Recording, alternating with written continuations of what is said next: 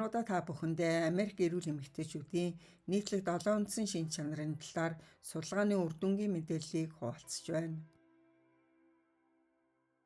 Эрүүл Америк эмэгтэйчүүд ерөнхий сайн сайхан байдалд анхаарлаа хандуулж, урьдчилан сэргийлийг хангаах ухаан, сэтгцийн тусламж үйлчилгээг өдөр тутмын амьдралдаа нэгтгэдэг гэдгээрээ онцлог юм. Тэд зөвхөн хоолны дэглэм барихад анхаарлаа төвлөрүүлээ зогсохгүй, амьдралынхаа чанарыг сайжруулах тодорхой үйлдэлүүдийг зуршил болгосон байдаг.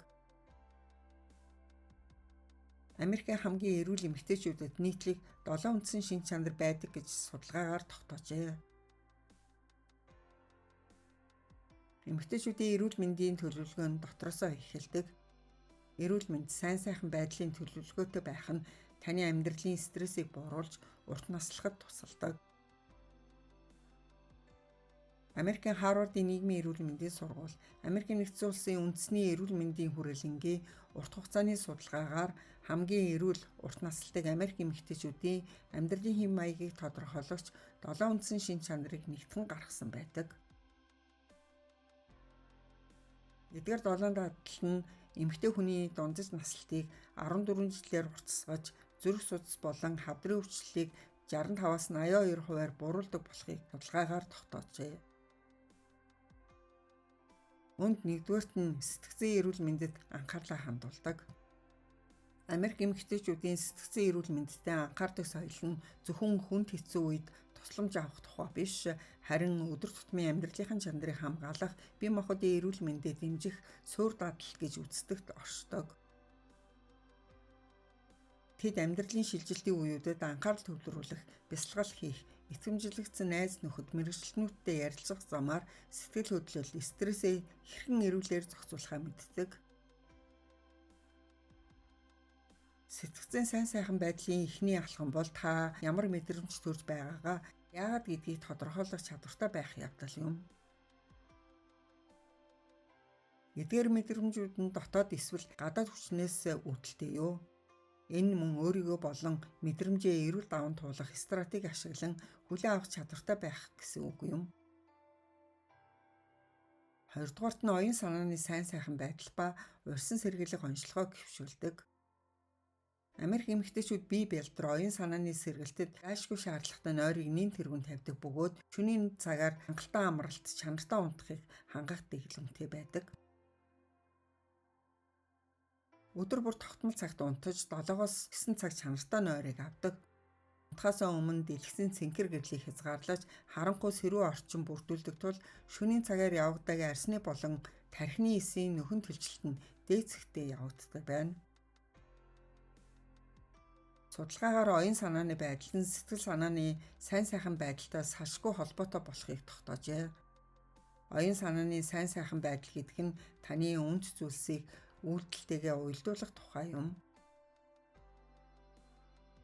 Энэ таныг амьдралдаа сэтгэл хангалуун болгож, амар амгалан эм найрамдлыг бий болгодог. Оюун санааны сайн сайхан байдал нь ерөнхий сайн сайхан байдалд чухал үүрэгтэй. 2023 онд хийсэн судалгаагаар стресс, түгшүүр, сэтгэл готрлыг бууруулах, даван туулах механизмыг сайжруулах, амьдралын сэтгэл ханамжийг нэмэгдүүлэх, амьдралын зорилго, утга учирын мэдрэмжийг нэмэгдүүлэх хоёрын хооронд эерэг хамаарал байгааг харуулсан байна. Америкийн нэгдсэн улсын өвчний хянах, сэргийлэх төвийн дүрмээр эрүүл эмэгтэйчүүд өвдсөн хойноо биш, өвдөхөөсөө өмнө эмчэд ханддаг. Америк эмэгтэйчүүд жил бүр хөхний зураг, умаа хүзүүний эсийн шинжилгээ болон цусны ерөнхий шинжилгээг цаг тухайд нь өгч хэвссэн байдаг. 3-дугаарт нь нийгмийн сайн сайхан байдалтай анхаарал хандуулдаг. Бид гэр бүл, найз нөхдөдөө холбоо тогтоохыг эрхэмлэдэг бөгөөд эерэг харилцаанаас үүдэлтэй сэтгэл санааны дэмжлэг, баяр баясгалан, сэтгэл хангалуун амьдралын үндэс суурь гэж үздэг. Америк эмэгтэйчүүд нийгмийн сайн сайхан байдал гэдэг нь зөвхөн олон нөхдөд байхыг хэлдэггүй. Энэ бусадтай чин сэтгэлийн эрүүл харилцаа үүсгэх, нийгмийн үйл ажиллагаанд идэвхтэй оролцох замаар сэтгэл ханамжтай амьдрахыг хэлнэ. Тэд амьдралдаа утга учир, үн цэнийг нэмдэг эерэг харилцаа холбоо бий болгож хадгалахын төлөө ажилладаг байна. Өөртөөгөө холбоотой гэж боддог дотны хүмүүстэйгээ байнга харилцаатай байхыг онцолж байна. Энэ нөхөрлөл харилцаа холбоог утга учиртай болгоход туслах болно. Америк нэгдсэн улсын статистикийн товчооны мэдээгээр Америк эмэгтэйчүүд эрчүүдээс хамаагүй илүү хувиар сайн дурын ажилд оролцдог гэжээ. Тэд амьтны асрамжийн газар туслах, хотын цэцэрлэгт хүрээлэнгээ цэвэрлэх, эсвэл хүүхдийн эмнэлэгт үн төлбөргүй ном уншиж өгөх зэрэг үйлсэд цагаа зарцуулдаг байна.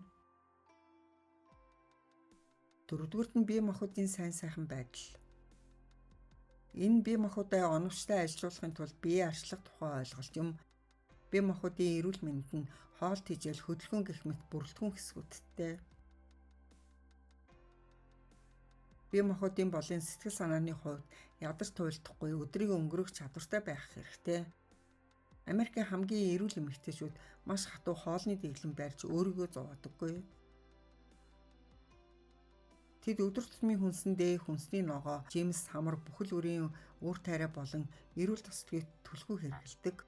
Харин хит боловсруулсан хоол хүнс, хям, лаазалсан бүтээгдэхүүн болон цусан дах сахарыг огцом өсгөдөг чихэрлэг ундааны хэрэглээ хамгийн бага түвшинд барихыг хичээдэг байна.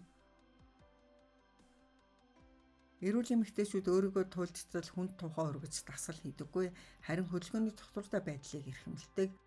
Тэд 7 хоногт дор хаяж 150 минут эсвэл 30 минут дунджаас идэвхтэй түвшний дасгал хөдөлгөөнийг хийж, хурдан алхах, дугуй унах, йог хийх, усан сэлхийг амьдралынхаа салшгүй нэг хэсэг болгосон байдаг.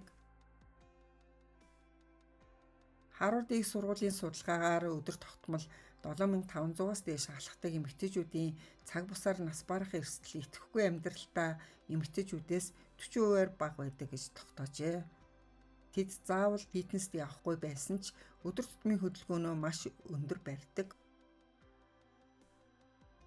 2024 онд хийсэн судалгаагаар бие махбодын идэвхтэй амьдралын хэм маягийг хадгалах нь сэтгэл зүйн сайн сайхан байдалд эергээр нөлөөлдөг болохыг тайлбарласан. 5 дугаарт нь хөдөлмөрийн эрүүл мэнд. Энэ нь ажил болон сонгосон карьерийн замд сэтгэл хангалуун тухай юм. Ажилдаа сэтгэл хангалуун байхын тулд ажил амьдралын тэнцвэрийг золиослох шаардлагагүй. Стресс бол хамгийн том аюул бөгөөд ажлын ачаалал үүнийг ихээр бий болгодог. Ад жаргалтай эрүүл эмэгтэй хүн өөрийн сэтгэл хөдлөл, стрессийг удирдах сурсан байдаг. Америк эмэгтэйчүүд ажлын төлөө хувийн амьдрал, сэтгэл зүйн амар амгалангаа хизээч золиослдоггүй. Стрессээ буруулахын тулд сэтгэл засалчд хандах, бясалгал хийх, найз нөхөд, гэр бүлийнхэнтэйгээ нандин харилцаа үүсгэж, үгүй гэж хэлэх сэтгэл зүйн хил хязгаарыг маш сайн тогтоож чаддаг. 6 дугаарт нь оюуны эрүүл мэндэд хөрөнгө оруулалт хийдэг. Энэ нь хувийн болон мэргэжлийн амьдралд ашиг тусдаа шин санаа, туршлагад оюун ухаанаа нээх гэсэн үг юм. Оюун ухааны хувь сайн байх үед шинэ ойлголтуудыг сурч хэрэгжүүлэх хүсэл эрмэлзэлтэй болно. Америк эмэгтэйчүүд нийгмийн болон гэр бүлийн үүрэг хариуцлагаас үл хамааран өдөрт заавал 30-60 минутыг зөвхөн өөртөө зориулдаг. Энэ цагтаа ном унших, бясалгал хийх, эсвэл зүгээр л юу ч хийхгүй тархиа амраадаг байна. Харвард их сургуулийн эрүүл мэндийн газраас нийтэлсэн судалгаагаар энэ асуудлыг шийдвэрлэх чадвар, дасан зохицох чадвар, хувийн сэтгэл ханамжийг сайжруулахад хувь нэмэр оруулдаг гэж тайлбарласан. Хүчтэй оюуны ус суурьтай хүмүүс шинэ нөхцөл байдал дасан зохицох, бэрхшээлээс суралцах, бэрхшээлээс ангижрах илүү сайн тоноглогдсон байдаг гэжээ. Суралцах, шүүмжлэлт сэтгэлгээ, шин санаануудтай танилцах замаар оюун ухаанаа идэвхтэй ашиглах нь сэтгцэн эрүүл мэнд, таны мэдхүйн үйл ажиллагаа, ерөнхий сайн сайхан байдалд эергээр нөлөөлж, ялангуяа хожуу наснда таны мэдхүйн бууралтын эрсдлийг бууруулахад туслах болно. 7 дугаарт нь санхүүгийн хараат бус байдал ба төлөвлөлт. Америк эмэгтэйчүүд өөрийн гэсэн орлоготой байх, карьераа өсгөх, санхүүгээ бие даан удирдах соёлд маш эртнээс суралцдаг. Эрүүл мэнд зөвхөн бие махбодоор хязгаарлагдахгүй. Санхүүгийн аюулгүй байдалд нь эмэгтэй хүний сэтгэл түгшилтийг 60% бууруулдаг болохыг судалгаагаар тогтоосон. Тэд ирээдүйн эрүүл мэнд амьдралдаа зориулж сар бүр урамтлал үүсгдэг зуршилтай. Анхааран сонссон та бүхэндээ баярлалаа.